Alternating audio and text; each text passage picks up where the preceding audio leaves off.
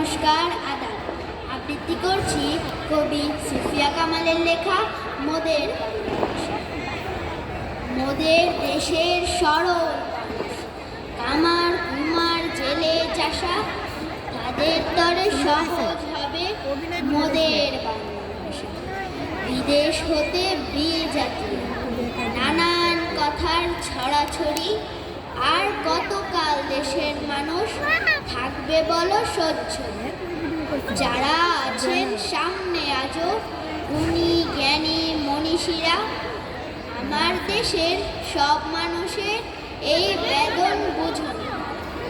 ভাষার তরে প্রাণ দিল যে কত মায়ের কোলের ছেলে, তাদের রক্ত পিছল পথে এবার যেন সহজ সরল বাংলা ভাষা সব মানুষের মেটা। ধন্যবাদ। ধন্যবাদ।